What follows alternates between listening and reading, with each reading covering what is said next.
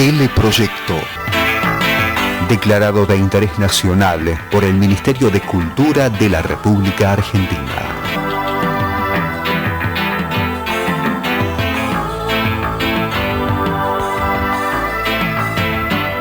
Dirección General, Francisco Fasano.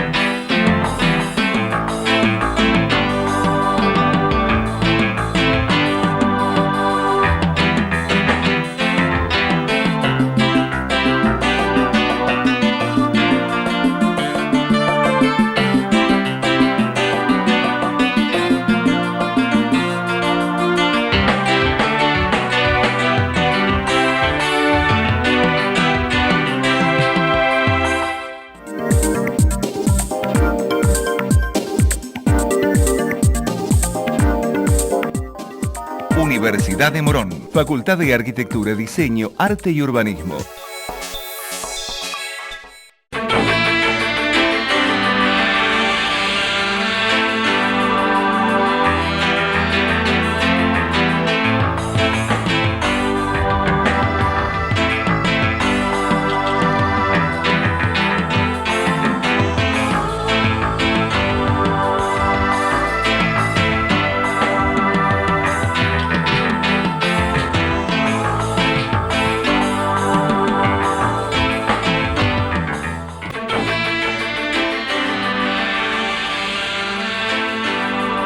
Hola, bienvenidos a una nueva emisión de Teleproyecto, sinónimo de arquitectura en televisión e internet. Una aventura de comunicación que nació allá por el año 1991 y que continúa semana a semana junto a ustedes compartiendo la actualidad del ejercicio profesional en diversas latitudes.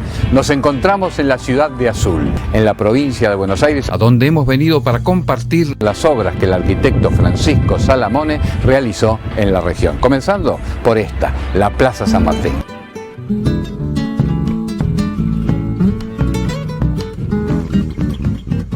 La visión de las obras de Salamone en la provincia de Buenos Aires, en una región de la provincia de Buenos Aires, es algo que ahora para los arquitectos es casi un must. Es decir, uno no dejaría de verlo, así como no iría a París y dejaría de ver el Louvre o la Torre Eiffel. A nuestra escala es así, pero esto es algo bastante nuevo, diríamos, que esto tiene unos 20 años, 20 y pico de años y nada más. Antes directamente uno hubiera seguido de largo y no le hubiera prestado atención, salvo que por casualidad lo descubriera.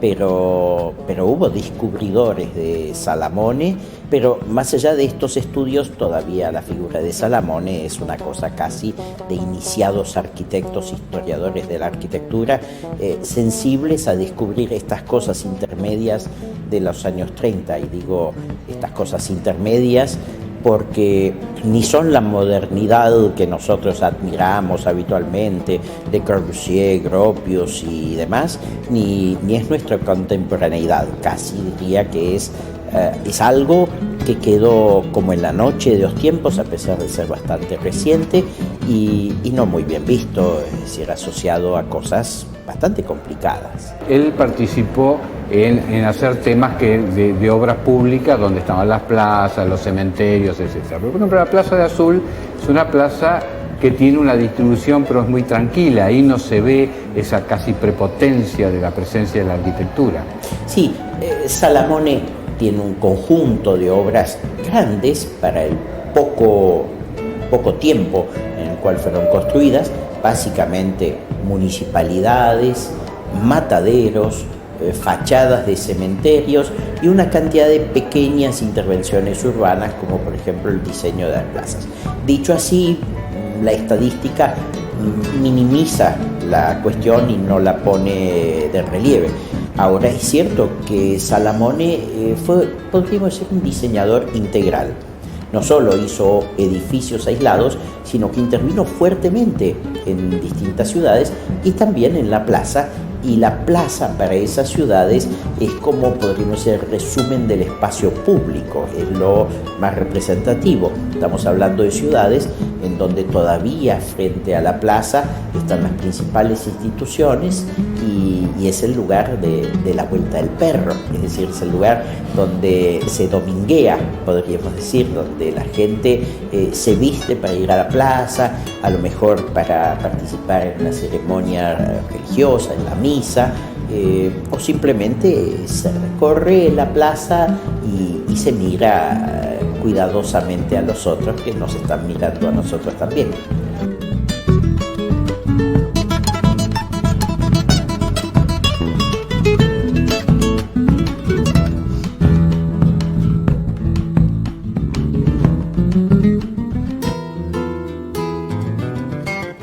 Si hay algo que evidentemente llama la atención en la ciudad de Azul es sin duda el cementerio.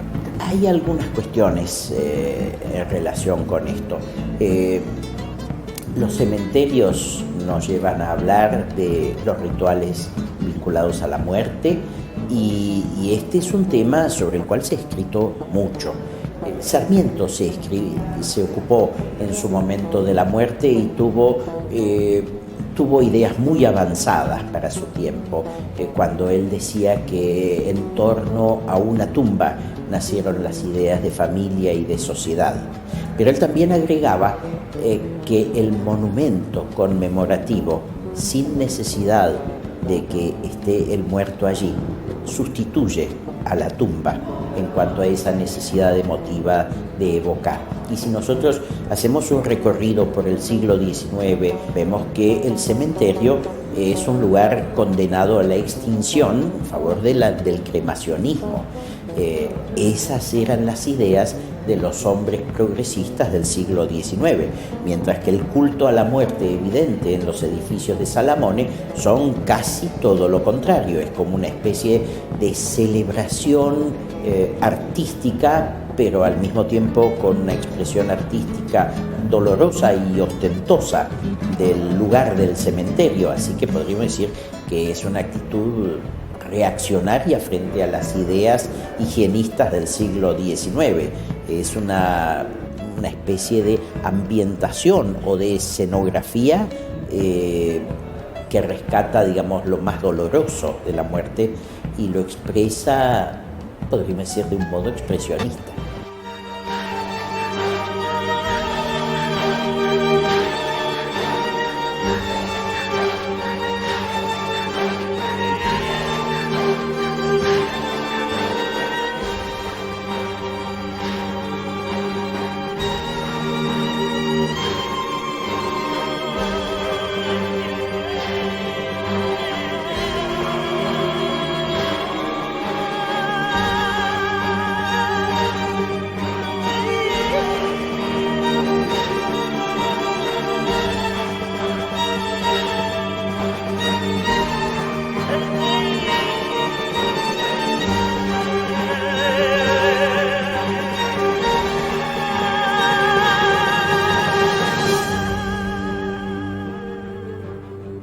Ahí hay muchos que, inclusive con gente que nos encontramos en Azul, que dice: a mí ese ángel me aterra, lo veo y me produce terror. Sí, todo esto existe en los cementerios monumentales y somos más bien nosotros los que nos hemos desacostumbrado de esa simbología en los últimos años.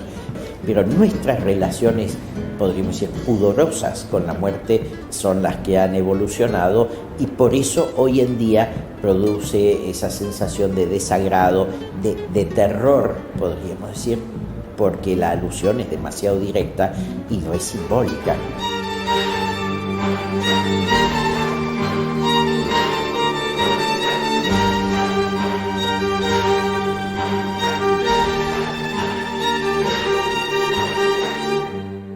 Ese RIP del cementerio es casi un diseño gráfico, ¿no? Es una gigantografía hacia la ciudad. yo diría que Salamone fue un diseñador gráfico en 2 dimensiones, aun cuando las construyera, pero buena parte de sus expresiones de diseño tienen un carácter plano, un carácter bidimensional. Son como las fachadas, digamos, casi grafismos. Desde hace unos años, la obra del arquitecto Francisco Salamone se ha convertido en objeto de culto y en un constante circuito de peregrinación. Este fenómeno ha generado en la ciudad de Azul la creación del Centro de Interpretación, que se ha convertido en un espacio cultural de relevancia. Una amplia explanada permite realizar diversas acciones culturales teniendo como marco la singular obra de Salamone y complementa la muestra permanente que ha profundizado el estudio sobre su obra. Una gran cantidad de conjuntos patrimoniales, de formas y volúmenes monumentales plantados en la pampa y que producen un gran impacto visual. Este edificio, que permite comprender la importancia y magnitud de su legado, posee rasgos distintivos de sus diseños como el hormigón, pero mantiene líneas contemporáneas y grandes paños vidriados.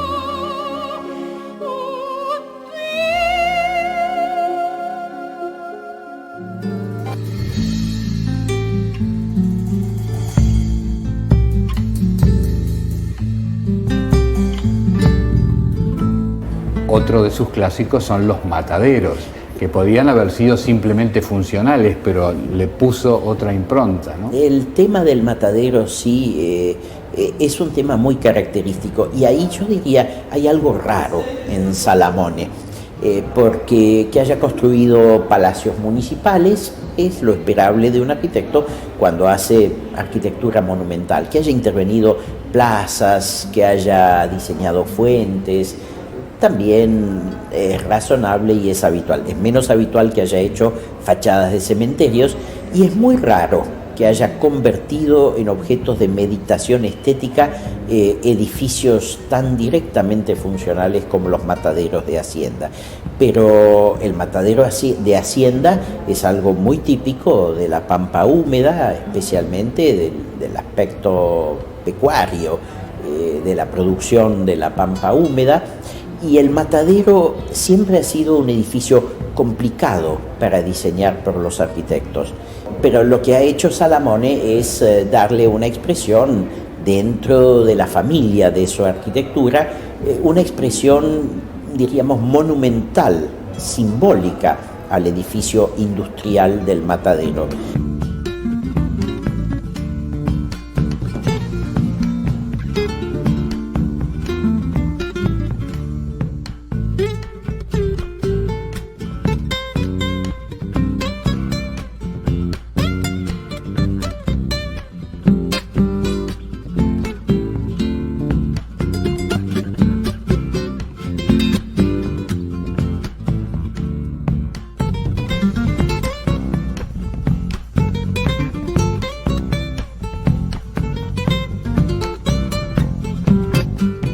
y en eso, podríamos decir, rompe con una tradición funcional vinculada a la arquitectura de origen más bien británico, ¿no? Pero es una posición que al mismo tiempo que trata de resolver arquitectónicamente un programa funcional nuevo, la solución que da es esteticista antigua, aunque el lenguaje que utilice pretende ser nuevo.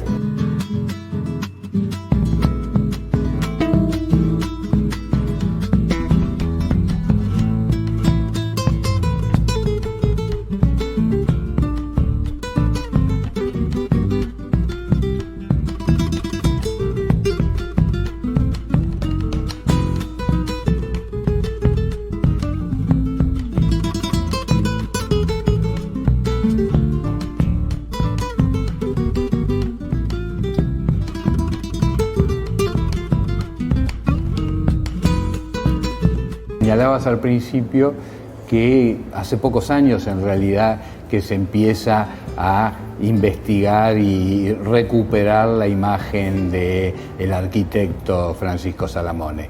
Eso ha hecho también que hayan habido intervenciones en sus obras que lo han desfigurado, porque hablando de mataderos, hay mataderos que casi no se percibe salvo la clásica torre que emerge desde formas, ¿no? Quizás todavía no se le ha dado el valor patrimonial que tiene, histórico, ¿no? Sí, el rescate, podríamos decir, de la obra de Salamone requiere energías muy especiales. Es mucho más difícil plantear esta cuestión que plantear el rescate de un edificio de muy buena calidad, aunque evoque al clasicismo francés, o un edificio de la Revolución Industrial, el Teatro Colón, en fin, son edificios que por su belleza inmediatamente atraen.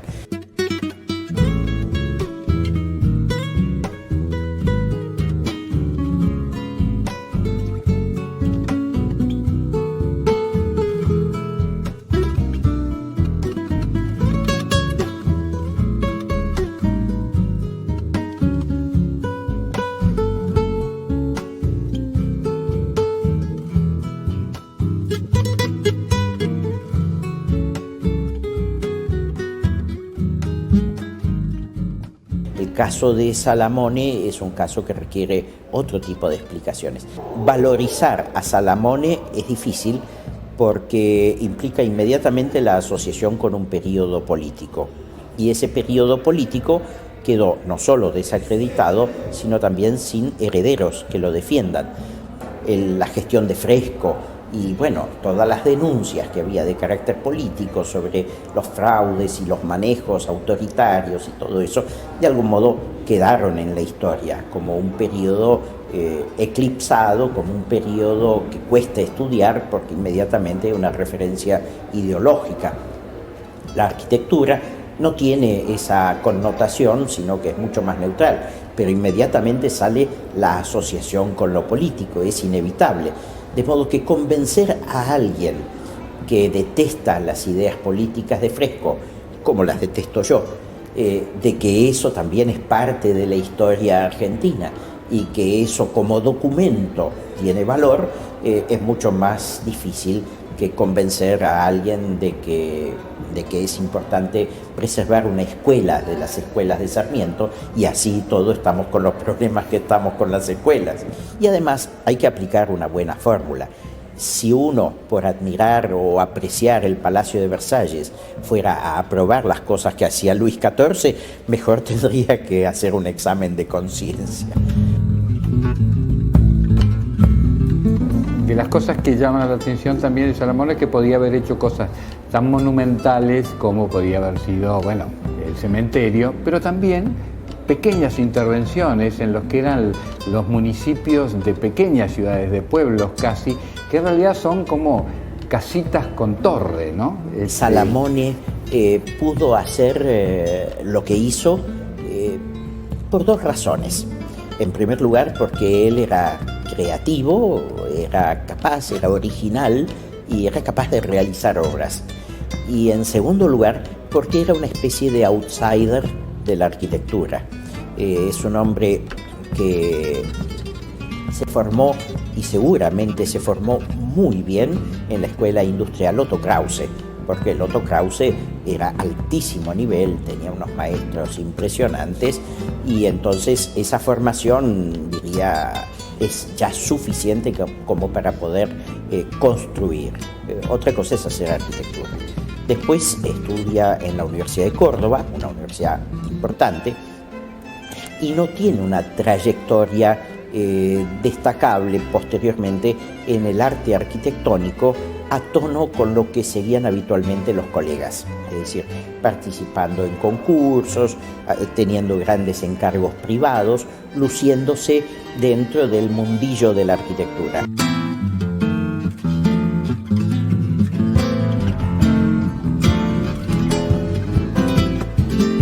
Ahora haremos una recorrida por la ciudad de Azul, donde se aprecia un gran respeto por su arquitectura histórica y también una importante presencia cultural en diferentes manifestaciones.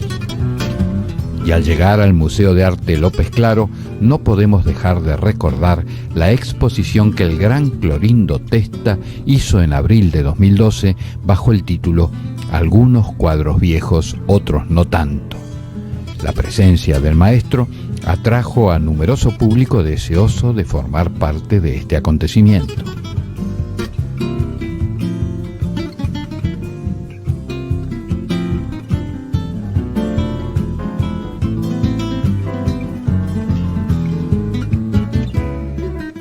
Esta exposición se encuadró dentro de las acciones que permanentemente viene llevando adelante el museo en un ámbito donde se ha potenciado el acogedor clima de una casa de valor patrimonial.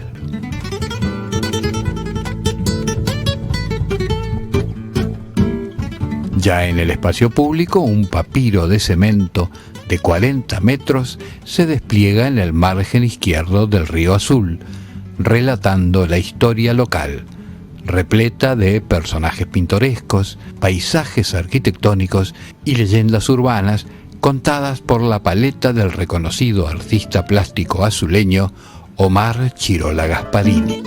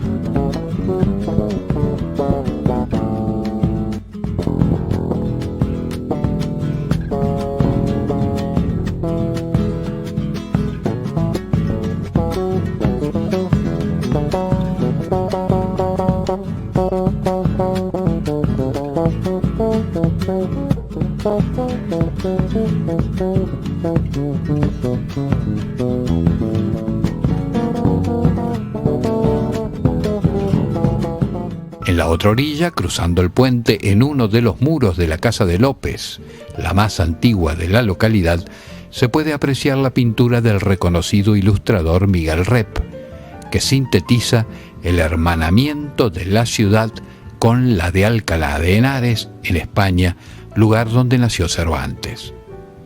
La propuesta original fue crear un único mural con dos partes, una en cada lado del Atlántico.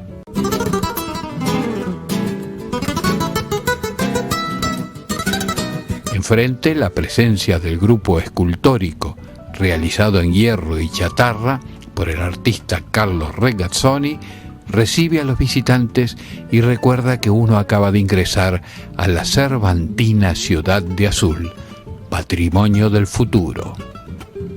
Con toda la fuerza expresiva, el ingenioso hidalgo encuentra el lugar indicado para su conmemoración.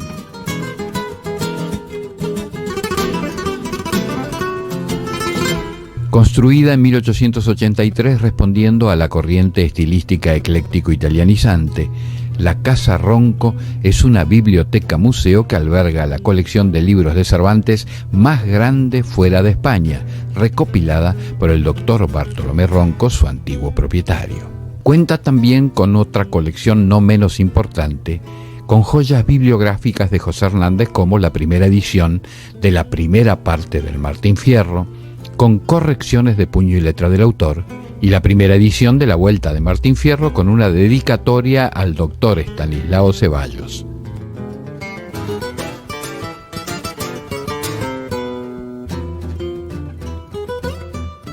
Otro legado del doctor Ronco se puede observar en una de las primeras casas de alto construida en el año 1854, donde se advierte también su pasión por José Hernández.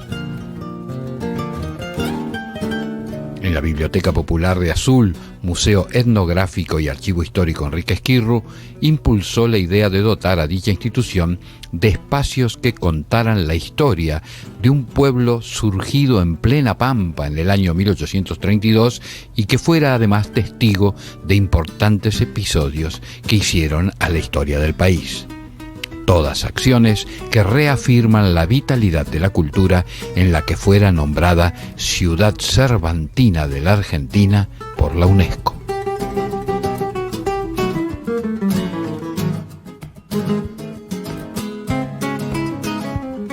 Y como despedida compartimos las imágenes nocturnas de la fachada del tradicional Teatro Español mirando hacia la plaza diseñada por Francisco Salamone, donde su mobiliario urbano y luminarias siguen aportando personalidad y belleza.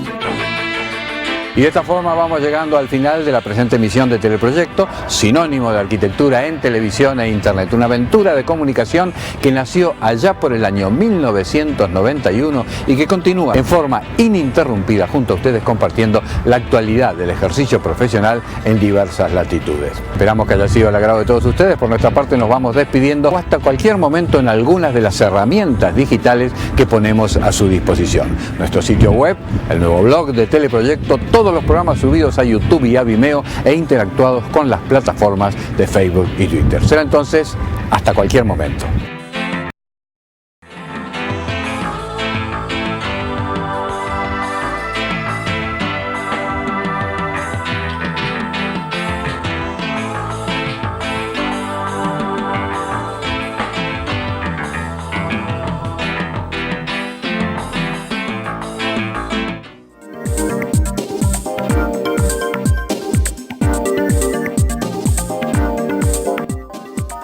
Universidad de Morón, Facultad de Arquitectura, Diseño, Arte y Urbanismo.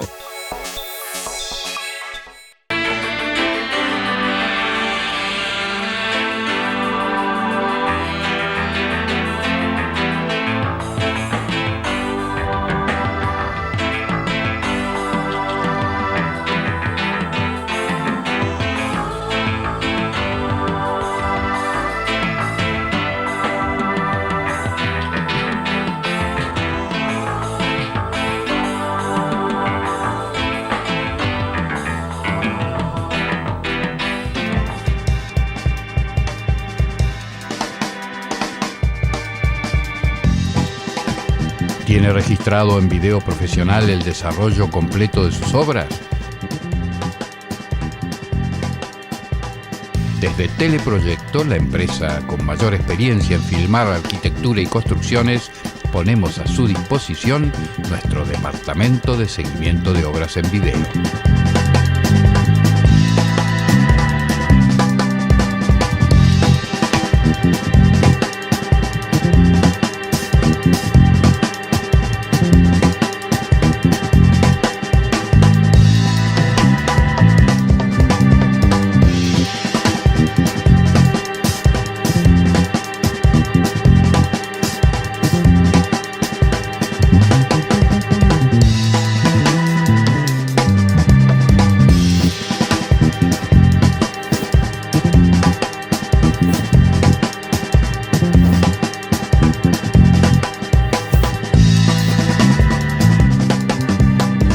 otro servicio de Teleproyecto La Construcción en Imágenes. Más de un cuarto de siglo filmando obras.